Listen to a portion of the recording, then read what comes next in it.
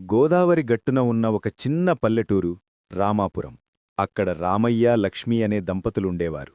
వారికి ఉన్నది 2 ఎకరాల మెట్టభూమి, ఒక పాత రేకుల ఇల్లు.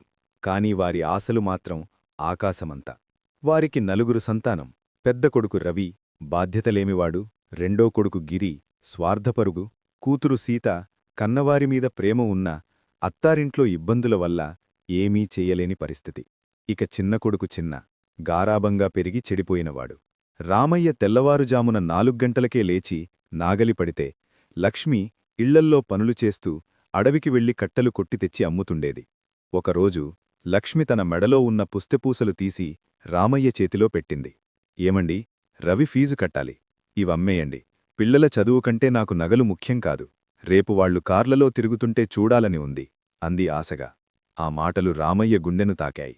తమ ఆకలిని చంపుకుని చిరిగిన బట్టలతోనే కాలం గడుపుతూ నలుగురినీ చదివించారు. సీత పెళ్లికోసం ఆ 2 ఎకరాల భూమిని కూడా అమ్మేసి రామయ్య కౌలు రైతుగా మారాడు.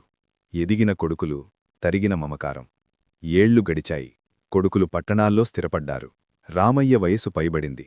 ఒకరోజు పొలంలో పనిచేస్తూ కళ్ళు తిరిగి పడిపోయాడు. లక్ష్మి కంగారుగా కొడుకులకి ఫోన్ చేస్తే, మా దగ్గర డబ్బుల్లేవు, ఈఎంఐలున్నాయి అంటూ ఒకరిపై ఒకరు చెప్పుకున్నారు తప్ప తండ్రిని చూడటానికి రాలేదు. చివరికి లక్ష్మి తన పాతగాజులు అమ్మి వైద్యం చేయించింది. కొన్నాళ్లకు పిల్లలందరూ ఊరికి వచ్చారు. అది ప్రేమతో కాదు, ఉన్న ఆ పాత ఇల్లు అమ్మేసి వాటాలు పంచుకోవడానికి. ఇంట్లో పంచాయితీ మొదలైంది. మీరిద్దరూ విడివిడిగా ఉండండి, అప్పుడు మాకు ఖర్చు తగ్గుతుంది అని కొడుకులు తీర్పు చెప్పారు.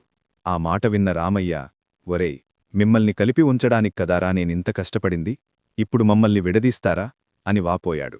ఆ కోపంలో చిన్న కొడుకు చిన్న తండ్రిపై చెయ్యెత్తాడు. ఆ దెబ్బ రామయ్య శరీరానికి కాదు, ఆయన ఆత్మగౌరవానికి తగిలింది. విషాద ముగింపు. ఇల్లు అమ్మేశారు. రామయ్య పెద్ద కొడుకు దగ్గరికి, లక్ష్మి రెండో కొడుకు దగ్గరికి వెళ్లారు. అక్కడ వారికి దక్కింది ముష్టి అన్నం, కోడళ్ల చీదరింపులు మాత్రమే.